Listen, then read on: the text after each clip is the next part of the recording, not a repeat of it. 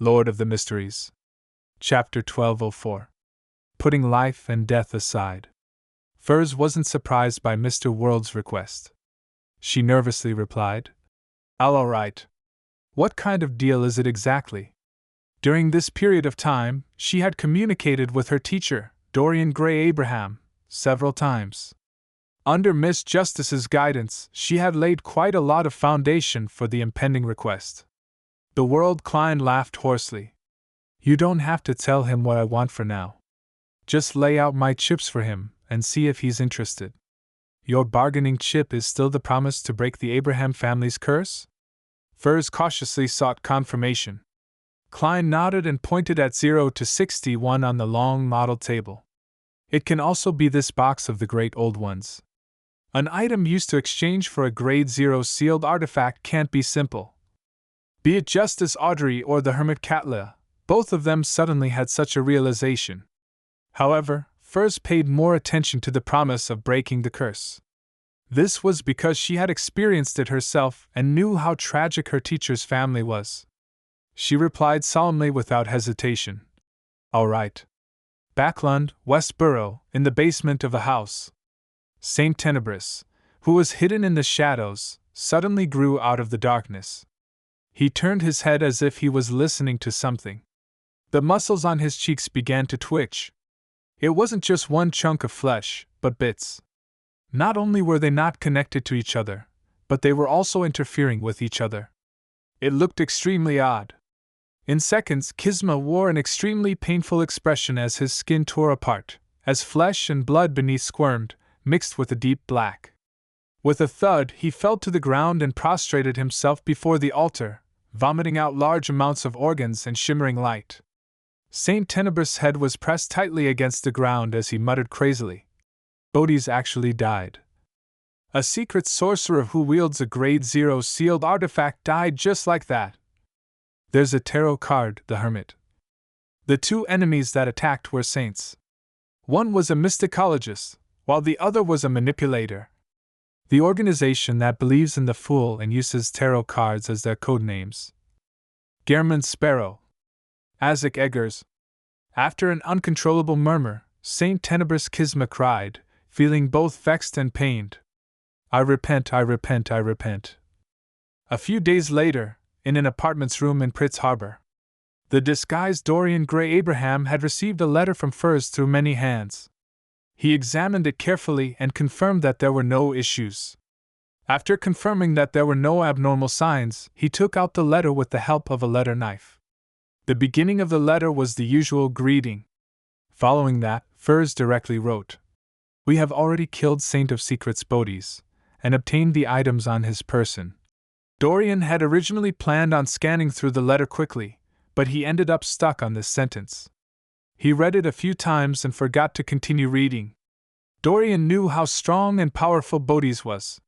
He also knew very well how terrifying a secret sorcerer was.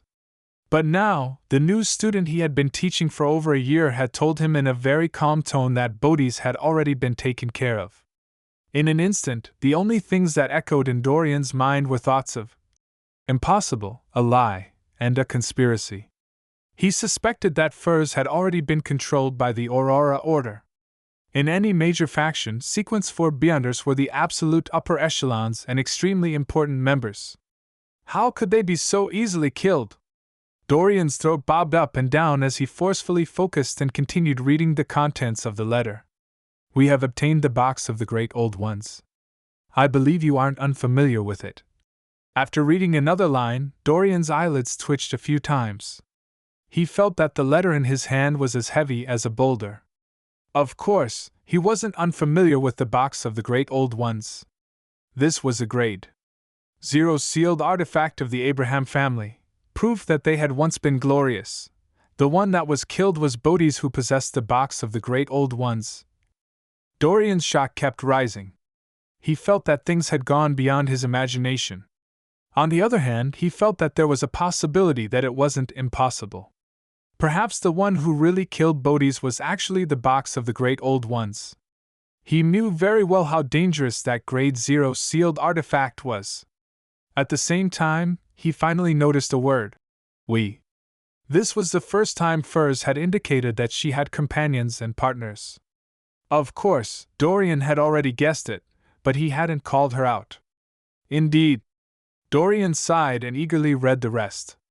I have a friend who wants to show you his goodwill by pushing for this operation against Bodhi's. He said that he wants to make a deal with you, and is willing to use the box of the Great Old Ones or a promise to remove the Abraham family's curse in exchange. He wonders if you are interested. He doesn't know where you are, and I won't tell him. You can totally refuse. A promise to remove the curse? Dorian skipped over the box of the Great Old Ones and ruminated on the extremely important part of the sentence. After the first few letters, he had fully understood the true nature of the family's curse. It was both a sorrowful and helpless matter, a glimmer of hope that was brewed out of the pain. Before this, who would have thought that the person who caused the descendants of the Abraham family to lose control would be their ancestors' cry for help? This was like a cruel joke from fate. Dorian didn't know if Mr. Dorr knew the consequences of his actions, nor did he know how to describe his complicated feelings.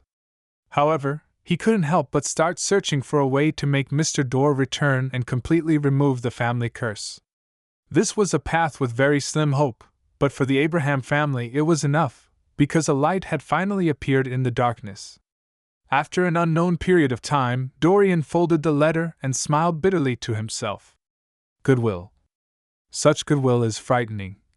After he muttered to himself, he fell into silence again. His expression was gloomy and his heart seemed to be struggling. Gong! The sound of the wall clock rang punctually, snapping Dorian out of his daze. His expression gradually became solemn, and he finally made a decision.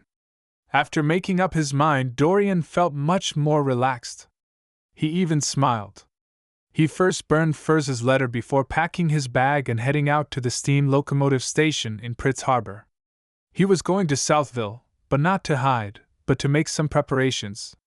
He planned on handing all his family's items and potion formulas to one of the family members who was staying there before returning to Pritz Harbor. With his identity as Dorian Gray, he would head to Backlund to meet his student, Furs, and the powerhouse who had shown his goodwill. When the time came, he would consume a type of medicine in advance to allow himself to suffer a powerful curse that rooted itself in his spirit body. He would have to regularly consume another type of medicine to maintain his life. This way, even if he was controlled and unable to commit suicide, he would quickly die because he had no chance to take the medicine. With his spirit body dissipating, he wouldn't leak any key information. For this journey, Dorian had put life and death aside. He was willing to sacrifice his life for that slim hope. Northborough in Backlund, beneath St. Samuel Cathedral. Leonard, who had just had a discussion with the members of the mandated Punishers, the Machinery Hive Mind, and MI9, returned to his office and sat down. At that moment, the slightly aged voice of Pallas Zoroast resounded in his mind. They've finally found the exact location of the Jacob family's treasure trove and are about to enter. Ah? Leonard was momentarily stunned, unable to react. Previously, at the gathering of the Hermits of Fate, he had sold the news of the Jacob family's treasure trove. As no one knew what was inside, no one was willing to offer a high price. And Leonard's main goal was not to trade, so he had only exchanged it for some rare spirits. He immediately lowered his voice and said, "Old man, how do you know that?" It's a given that I send out my avatar to monitor the area." Pallas Zoroast replied unhappily. "Are you underestimating an angel from the Marauder pathway?" Leonard laughed dryly. "Old man, you've recovered quite well. You even have excess characteristics for an avatar. I'm already at the level of a sequence 2. Pallas Zoroast scoffed. "Next, don't go out. Just stay inside the cathedral to prevent any accidents from happening." "Are you worried that a trap lies within the treasure?" Leonard asked thoughtfully. "How can a treasure left behind by a marauder angel not have a trap?" Pallas Zoroast said with a scoff. "I can't predict what will happen, but staying underground in the cathedral is definitely safe." Leonard nodded and suppressed his voice. "Let's hope everything goes smoothly. Old man, you promised me that if you can successfully obtain a sequence 2 beyonder characteristic, you will steal a Grade 1 sealed artifact from the items they obtained for me. It wasn't that he was concerned about whether he reaped anything out of it, but rather, it was to ease his sudden anxiety. Weren't you against stealing? After a mocking remark, Pallas fell silent, as if he was focused on monitoring the situation at the Jacob family's treasure trove. About an hour later, he heaved a sigh of relief in Leonard's mind.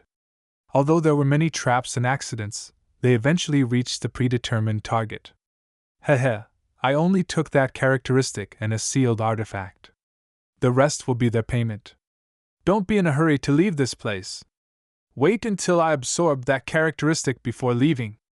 When that happens, there won't be any problems. Leonard immediately relaxed and leaned back, crossing his legs as he read the newspaper leisurely. In the evening, Pallas Zoroast finally spoke again. It's done. His voice contained plenty of emotions, but because it was too complicated, Leonard was unable to tell. Seeing that nothing had happened and that old man might still need to digest, Leonard stood up and rubbed his temples. He left St. Samuel Cathedral and returned to 7 Pinster Street. As he passed through the porch, he suddenly saw a person sitting on the sofa. The man was wearing a classic black robe and a pointed hat. He placed his right leg over his left and was leisurely reading a newspaper. As if sensing Leonard's arrival, that person raised his head and adjusted the monocle on his right eye, revealing a teasing smile.